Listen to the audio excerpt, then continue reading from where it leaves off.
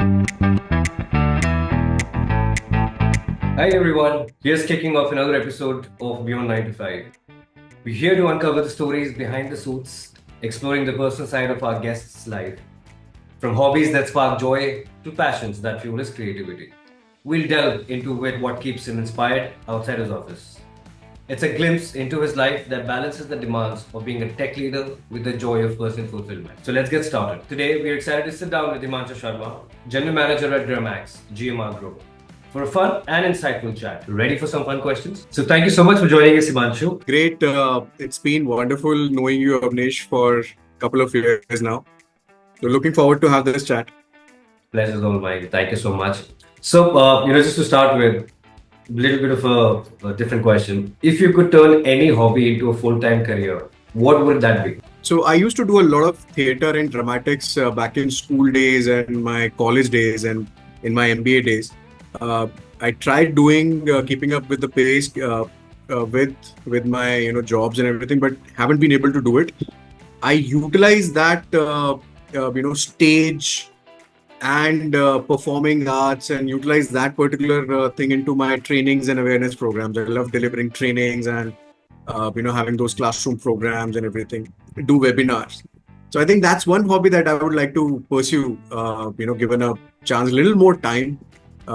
Maybe going back on stage and doing some performing arts and dramatics. So that's one thing I would still be keen to pursue. I don't know whether it's a career or not, but yeah, that's one part. That actually sounds just like a dream job, and I'm sure that must have really helped you in overall confidence, in overall trainings that you're talking about. Theater is a beautiful art in itself. I'm sure. Yes, it does. So, if I really move into a bit of a tech question. So what is the weirdest tech issue that you've ever had to solve? There have been a couple of them, Awnesh, but there was one rather interesting incident I would share. So this was back in 2010s, 2011s, and there was one senior team member, senior leadership member. Now there was certain set of people who were sending mails to this individual. Okay, he's supposedly a very senior leadership team member. Okay. And apparently those emails were coming to everybody else marked in those communications, but except for this gentleman. Now, there was a lot of troubleshooting. There was a lot of senior, junior team members who tried solving this. Back in the days, Microsoft Exchange was there. There were Microsoft Exchange tickets logged and everything. So interestingly, we thought of checking certain rules on this leader's Outlook. So there was one particular email rule which was made on that particular Outlook, which included certain names. So it was like if the email contains this name, it automatically goes to trash. So that was what was happening. So the emails from certain set of individuals which contained that particular name, their emails were automatically going to trash, and nobody really checked the message rules on the Outlook. So that was one interesting thing, and it's like a learning for long life. For weirdest technical issues or challenges, there may be small rules somewhere written which may be creating hindrances. So it's always better to go back to basics. Check, clean your house first. Yeah, check the internal systems first, rather than logging tickets and going for the troubleshooting and everything. So this is one incident I remember for life. Definitely getting back to basics is what we got from here. Speaking of quirks, a bit of a different question. There are a lot of videos that we see these days on Insta regarding superstitions, lucky charms, etc., and we're full of it. But do you have any superstitions or any lucky charms that you rely on before your important meetings or projects? To be honest, Awnesh, I just remember my parents. Yeah. Think of them. Think of all the good things that they have taught me. I remember my wife. I remember my lovely daughter.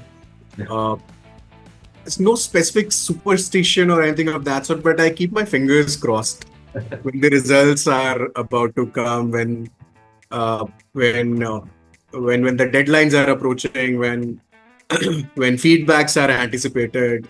You always keep your fingers crossed. Okay, I don't want anything negative. I mean, there's no harm in it. We should take any kind of result, any kind of feedback as positive, but then one corner of your heart always says, okay, you've put in a lot of effort. Let this get completed, without any reworks, any slippages or scope creeps or something like that. So keep my fingers crossed. Nothing more than that. That's really wonderful. Anything. I'm sorry I'm doing this, but Yeah. anything that you do. So anytime that I have to leave, and it's been a childhood thing for me, which is fortunately being carried on with my wife as well. She ensures and she makes me eat curd and sugar whenever I'm leaving for any other project, any other meeting even. So that's definitely one thing that happens with me for sure. So sweet.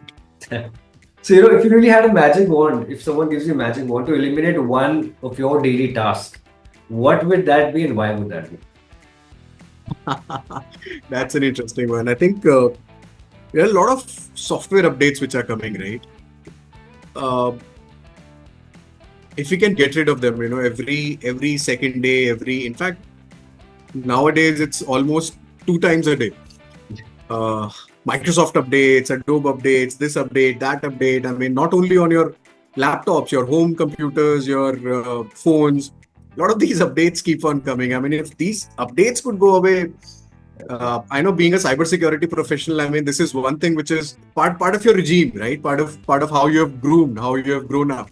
But then this is one thing which sometimes annoys you. Sometimes you're in the middle of some brainstorming and then update comes, you have to restart your systems, your phones, and so on and so forth. And another one, Awnesh, is a lot of paperwork. I know that we are digitizing.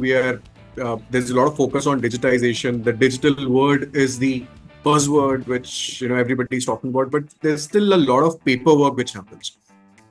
If that we can work out, I know there's a lot of work which is happening not only globally, but in our country also. There's a lot of work happening in terms of reducing paperwork. But then you have registered an organization, right? Who better than you would know that there's still a lot of paperwork, still a lot of those mundane processes which have to be mandatorily followed. So if that can also be worked out, that can also be with the magic wand, something can be worked out. So those two things, I think, if I have vanish them. I've gone through both these things in the past 2 days. One of them being just right now, just 5 minutes before I opened this platform, I had to update it. So Absolutely. I just joined the nick of the time. It says update right now, and then I have to exit and I have to come back. Second thing, definitely what I completely stand by what you say is the paperwork. I recently had certain things which was a little out of the context, but I had something to do with the bank, and I can't even tell you the amount of booklets that they got for me to sign. And they just told me to keep on signing on the pages, stamping. And I asked him, I said, where does it all go? Where do you all keep it? And of course, the answers were, no, the bank is being digitized. A lot of things that we're doing, those processes. But yes, it is not as easy as a click, even right now. It might take some time. So, Himanshu, just one question I really want to ask everyone whosoever comes in this program. There are a lot of new, kids on the block, new generation that's coming up, want to be at a level where you are right now, preparing themselves in terms of the education, the course, that they really have to undergo in order to be in the position where you are. What is that key piece of advice that you'd like to give them, and if there's anything that they really need to be consistent with in terms of their hard work, whatever 2-3 keywords that you think is really consistent for them to be a part? I think, Awnesh, with all due respect, all the generations have their own traits, their value systems, their enhanced skill set, the kind of environment so for example, I think both of us, we are millennials, right? And there's Gen Z now. So the kind of environment we would have seen, it's not possible for the newer generation who are just starting their career.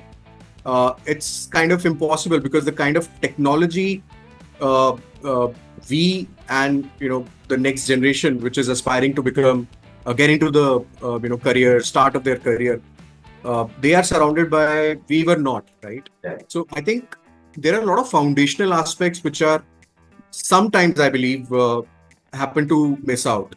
Yeah. So foundational aspects, I mean, basics of okay, we are talking about the technology, we are talking about IT, we are talking about cybersecurity. So the foundations have to be there. I mean, unless and until you don't know basic concepts about the technology environment, Yeah. you may miss out for when you go towards the more deeper knowledge of the subject, more deeper studies. I think foundations is something which it's a must. Yeah. It goes for everything. I mean, even when you build something, you first build the foundation, right? So that foundation has to be laid down firmly. Absolutely. With all due respect, it has nothing to do with Gen Z or Gen or any kind of generations. Learning style have changed, but then the learning remains the same. So you have to have foundations in the place. So that's one thing. And the second thing, Avnesh, is do not be afraid of breaking things. I mean, of course, we are in technology. I mean, there could always be a misconfigured server. There could always be a misconfigured firewall. Yeah. I've been talking about, I just spoke about the basics, the foundations. But then if you don't do it, you will not learn, right? I know the possibilities of errors are getting reduced because it's technology everywhere, and the threat itself has become vast. So from that perspective, I think learning foundations and do not get afraid. Have backups. I mean, backups are very important. I mean, in your life also start thinking about how can we have backups, because essentially in our lives, in our careers, we don't really have a control Z, right? I wish we had a control Z. I wish we had that magic wand we spoke about, but then it's not the reality. So commit mistakes, but then learn out of it. Unless and until you don't break something, you don't get into the details of it. Absolutely. Okay, it's okay to break stuff, but then learn out of it. Have backups. Ensure that you have backups. Ensure that you know in case something goes wrong what to do. And that's foundation, right? That's what we've been talking about for so many years now. Build that foundation. By having that foundation, if you break something, you know how to deal with it. So that's one thing which I personally want to say to the people who are aspiring to become starting their careers in the technology field, irrespective of IT or cyber or AI or ML, whatever that is. Basics remain the same. That's a wonderful answer. Truly, that's a very thought of answer. And just to add on to it, in fact, I really believe every generation has its pros and cons. The generations before us had their own set of challenges as well. We've had our own set of challenges as well. Though I definitely think we've been lucky enough to see both the sides of the technology, wherein we had to sit for those 10-15 odd minutes to listen to the tune of getting connected to the internet. Absolutely. Now that we get impatient if the net doesn't work for even a minute. We've seen both the sides of it. But I truly believe the technology advancements is really going to help the generation which is coming right now, if used very relevant in a very relevant way and wisely. It can definitely be advantageous to everyone who's wanting to get into this field. Absolutely. Himanshu, you've added a whole new dimension to our show. It's been a joy getting to know the lighter side of your life. Thanks for bringing your energy and enthusiasm to Beyond 9 to 5. We hope you've enjoyed this unique look into the life of our guests outside the office. More inspiring stories are on the way. Stay tuned. Catch you later.